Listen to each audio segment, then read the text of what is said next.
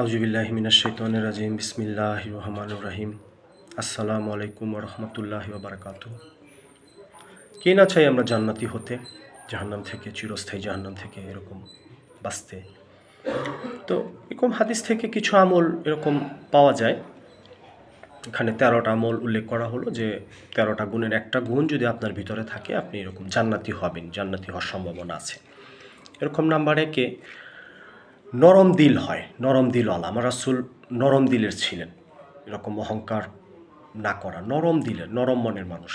তো এরকম আল্লাহ রাসূল বলছে যে জাহান্নামী যারা উগ্র অহংকারী এরা জাহান্নামী, এবং নরম যারা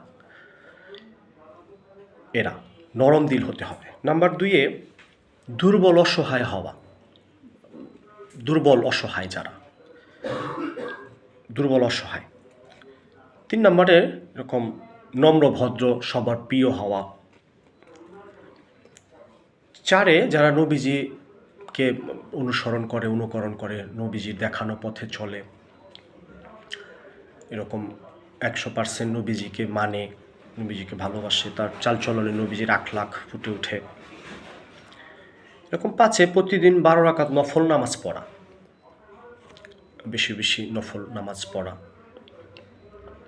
এরকম 6-এ আত্মীয়তার সম্পর্ক রক্ষা করা। আত্মীয়টা বহুত বড় আমল। এক সাহাবী বলতে সাল্লাল্লাহু আলাইহি ওয়াসাল্লাম, আমার আত্মীয় আমার সাথে ভালো আচরণ করে না, তুমি করবা। এরকম 7-এ তাহাজ্জুদ আদায় করা, সবচেয়ে দামি ইবাদত। এরকম শেষ রাত্রে আল্লাহ প্রথম আসমানে আসে, বান্দাকে ডাকে, আল্লাহর সাথে একটা সুসম্পর্ক হয়। এরকম 8-এ যে ন্যায়পরায়ণ বাদশাহ যার উপরে দায়িত্ব দেওয়া হয়েছে, সে যেই হোক, সে সঠিকভাবে আল্লাহর হুকুম নবী তরিকার ভিতরে এরকম থাকে, সে ইনসাফ অনুযায়ী সেই রকম বিচার করে, সে যে কেউ হইতে পারে। এরকম 9-এ আল্লাহর উপরে খুশি থাকা, মুহাম্মদ সাল্লাল্লাহু আলাইহি ওয়াসাল্লামের উপরে খুশি থাকা, তাদের হুকুম, তাদের আখলাক, মুহাম্মদ সাল্লাল্লাহু আলাইহি ওয়াসাল্লামের আখলাকের উপরে খুশি থাকা। এরকম 10-এ 2 কন্যাকে লালন পালন করা, যেহেতু আমার রাসূল যখন দুনিয়াতে আইছে জাহেলিয়াতের যুগ, এখন জিন্দা মেয়ে কবর দিত।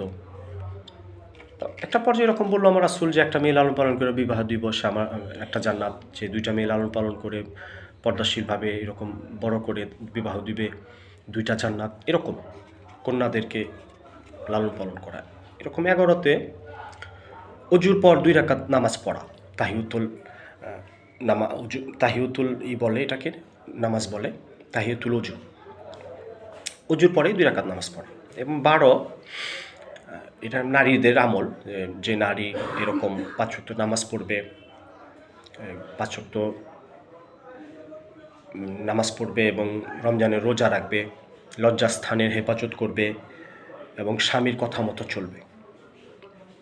এরকম 13 তাকওয়া, মানে আল্লাহওয়ালা হওয়া, আল্লাহকে ভয় করা এবং উত্তম চরিত্রবান হওয়া। আজকে আমাদের তো কোনো চরিত্র নেই। আল্লাহওয়ালা হওয়া, আল্লাহ ভয়, আল্লাহকে ভালোবাসবে।